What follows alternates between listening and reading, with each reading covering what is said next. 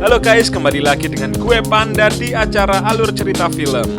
Pada episode kali ini, gue akan bahas alur cerita dari film Headshot tahun 2016. Penasaran gimana ceritanya? Jangan kemana-mana, pantengin terus Alur Cerita Film by Founder Story.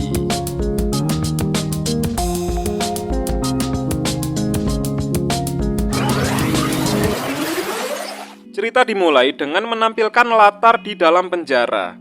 Seorang polisi beserta beberapa ajudannya terlihat mendatangi sebuah blok sel tahanan.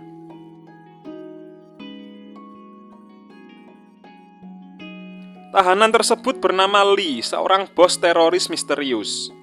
Polisi tersebut terlihat seperti mengancam Lee.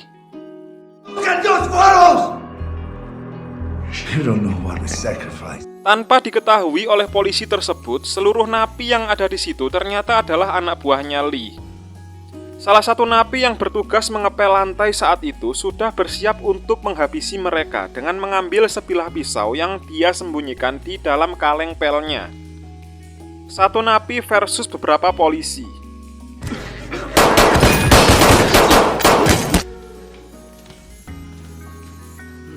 Mereka semua tewas. Lee berhasil meloloskan diri.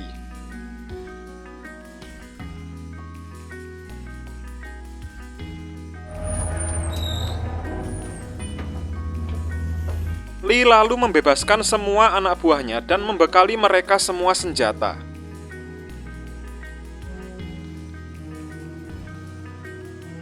Tetapi sekelompok polisi sudah bersiap menghadang mereka.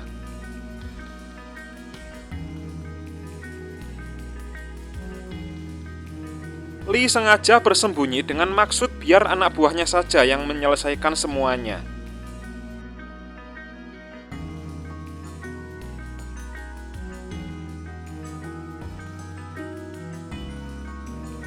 Lee berhasil lolos seorang diri. Di lain tempat, seorang nelayan bernama Pak Romli tidak sengaja menemukan seorang pria yang terdampar di pantai. Pak Romli lalu menolongnya.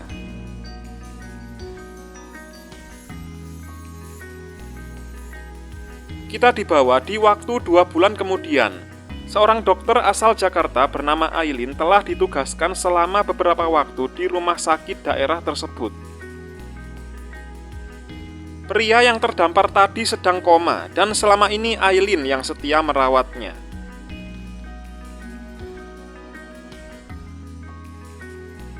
Karena Aileen tidak tahu nama pria tersebut, akhirnya Aileen memberikannya nama, yaitu Ismail. Sebuah nama yang terinspirasi dari buku karya Moby Dick yang dia baca. Di hari itu Aileen tidur di kursi. Dia sengaja ingin menemani Ismail.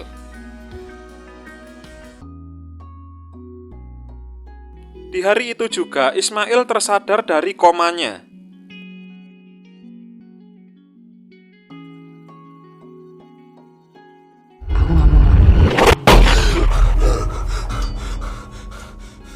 Ternyata Ismail mengalami amnesia. Ada saudara, keluarga? Suatu hari, Aileen mengajak Ismail ke pantai, berharap Ismail dapat sedikit mengembalikan ingatannya.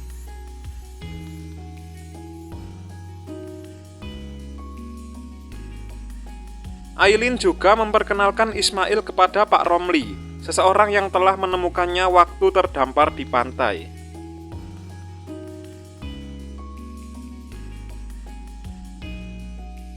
Di lain tempat, Lee beserta Rika, anak buahnya, sudah datang menemui bos mafia bernama Anto, rekan bisnisnya. Anto menginginkan untuk putus bisnis dengan Lee dan berniat ingin menghabisi Lee. Bisnis kita selesai. Anto sudah menyiapkan pasukannya yang berada di dalam maupun di luar ruangan untuk menghabisi Lee.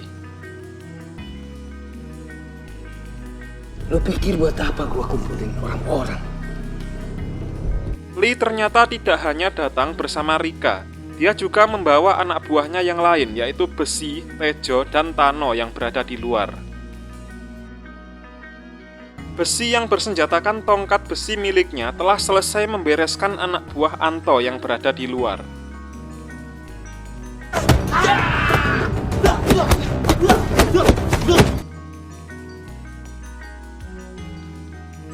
Begitupun Rika dengan bersenjatakan pisau miliknya, dia telah selesai membereskan anak buah Anto yang berada di dalam ruangan. Anto sudah dibunuh oleh Lee dan tinggal menyisakan Bondi. Dia mengaku bukan anak buah Anto.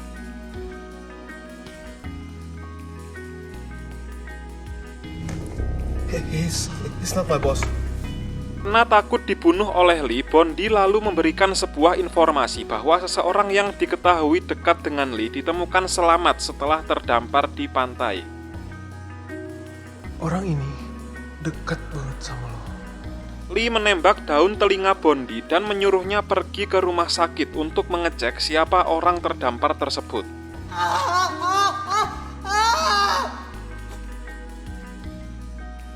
You can go to the hospital and check it out.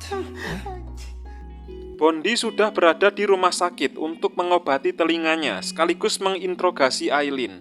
Jadi bener ya, ada anak pantai yang sekarat dirawat di sini. Tetapi Aileen tidak mau memberitahu identitas Ismail.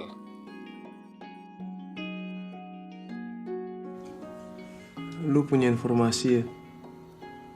Ketika Bondi mulai macam-macam dengan Aileen, tiba-tiba Ismail datang menghentikannya.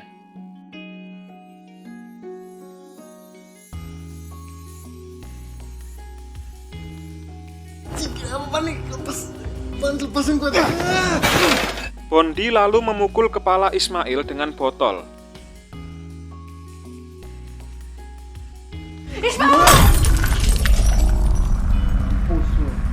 Ismail langsung menyerang Bondi.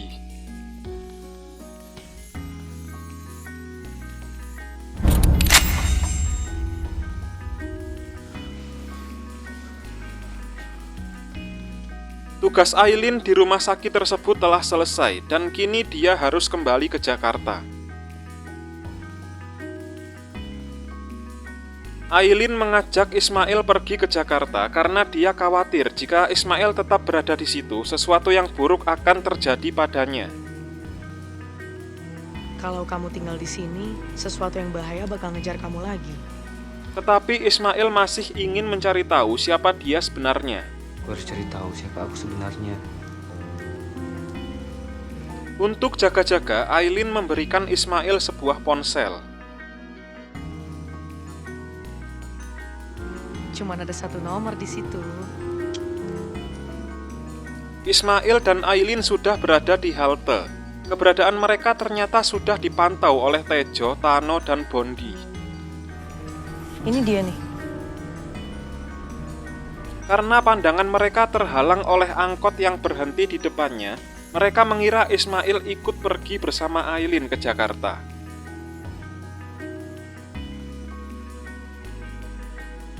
Ketika di jalan, bis yang ditumpangi Aileen tiba-tiba dihadang oleh kelompok Tejo, Tano, dan Bondi. Mereka mulai menembaki penumpang satu persatu, dimulai dari sopirnya.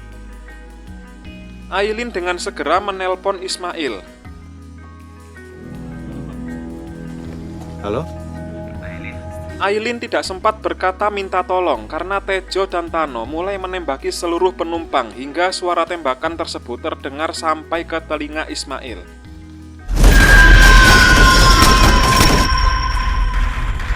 Aileen dengan seorang anak bernama Mina dibiarkan hidup oleh mereka untuk dijadikan sandera.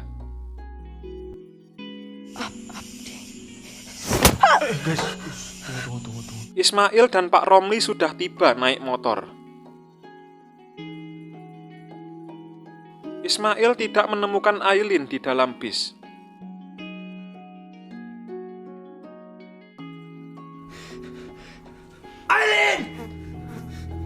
Tak lama kemudian, datanglah kelompok anak buah Lee yang ditugaskan untuk membakar bis dengan maksud untuk menghilangkan jejak. Mereka menyerang Ismail.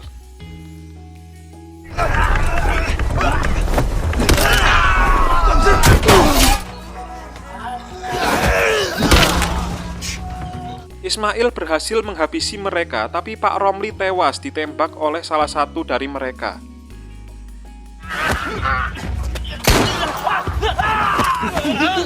Lalu ada seseorang yang memukul kepala Ismail dari belakang sampai dia tidak sadarkan diri.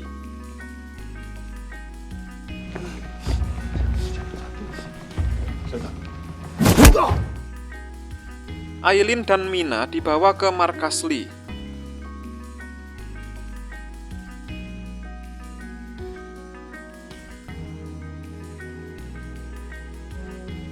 Di tempat lain, Ismail sedang diinterogasi oleh polisi. Ada seorang dokter yang dari Jakarta, namanya Aileen. Polisi membeberkan kisah masa lalu Lee. Membuat seluruh pantai berubah jadi merah darah.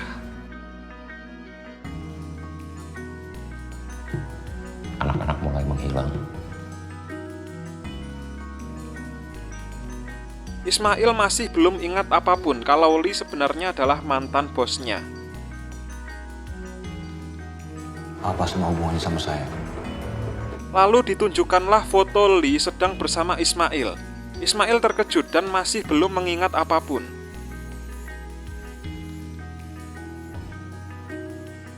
Tiba-tiba lampu padam. Salah satu anak buah Lee yang membawa parang lebih dulu masuk.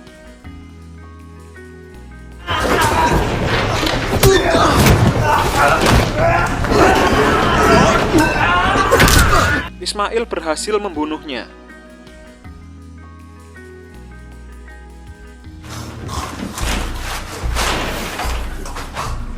Lalu masuk 4 orang anak buah Lee yang membawa pistol. Ismail berhasil menembak mereka dengan pistol milik polisi yang menginterogasinya tadi. Ismail lanjut melarikan diri, tapi Tejo dan Tano sudah berdiri di belakang pintu bersiap untuk masuk. Masih dalam keadaan lampu padam, Tejo dan Tano menembaki seisi ruangan, tapi Ismail berhasil bersembunyi.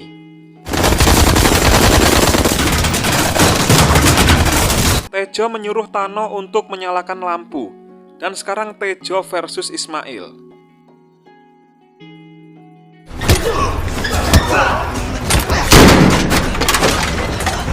Ismail berhasil membunuh Tejo.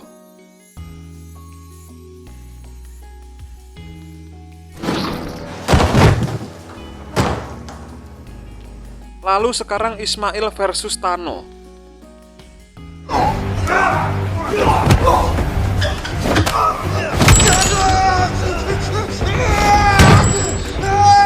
Tano tewas dibunuh Ismail.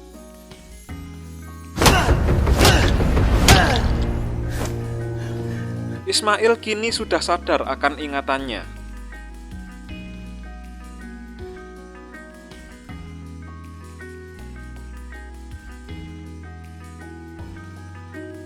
Ismail lalu mendengar suara ponsel di sakunya Tejo.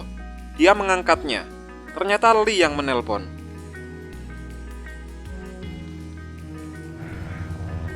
Saya masih di sini. Lee lalu meng-Sherlock lokasinya.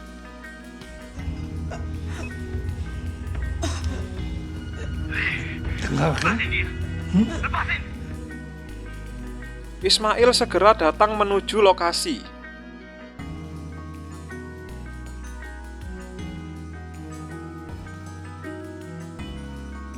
Matahari mulai muncul.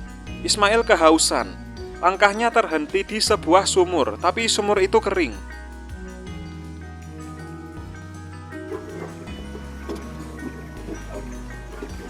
Ismail teringat masa lalunya.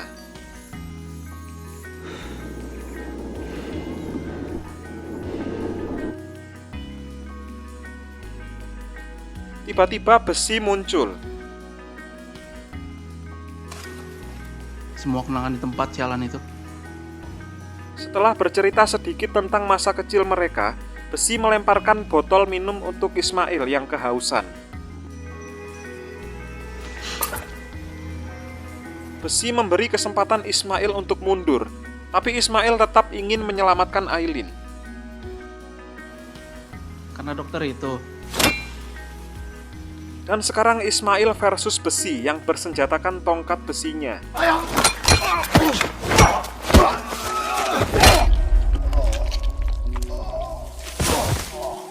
Pertarungan itu dimenangkan oleh Ismail.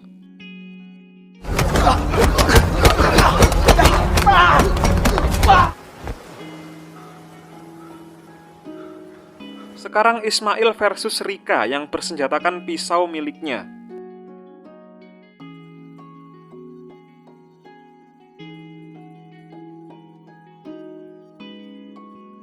Di ending pertarungan ini, Rika sengaja membuat tembakannya meleset.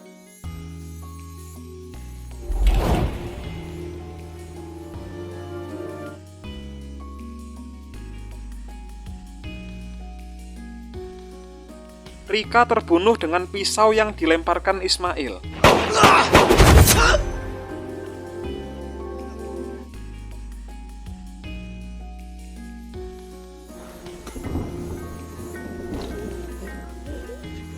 Aileen dan Mina berhasil meloloskan diri setelah menembak anak buah Lee.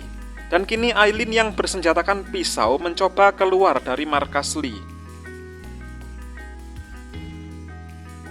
Ismail sudah berada di markas Lee dan bertemu Aileen.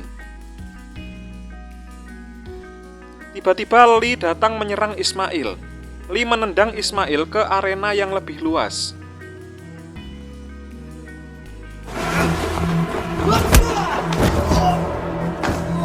Dan sekarang Ismail versus Lee. Pertarungan mereka ini cukup lama ya, karena mereka bertarung menggunakan tangan kosong. Jadi mereka saling beradu ilmu bela diri mereka.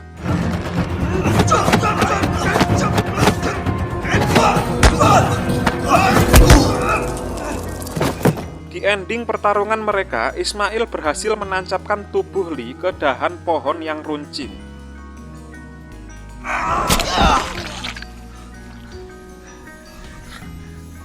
Tapi Lee belum mati juga. Dia justru berusaha menarik tubuh Ismail agar Ismail ikut tertancap.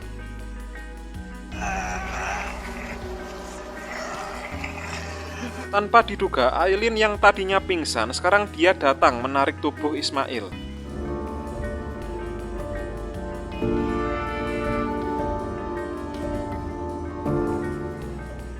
Pada ending film, kita diperlihatkan Aileen yang sedang mengendap-endap mencoba menengok keadaan Ismail. Aileen seperti deja vu melihat kondisi Ismail sekarang. Deja vu rasanya. Aileen yang sebelumnya menulis nama Abdi di papan nama lalu menghapusnya.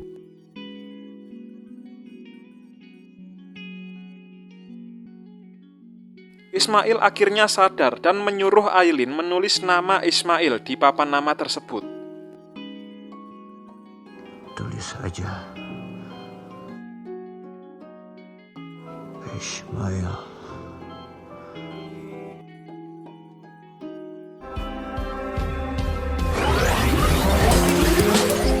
Oke, sekian dulu alur cerita film episode kali ini.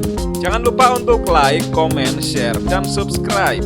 Dan sampai jumpa di acara alur cerita film episode selanjutnya.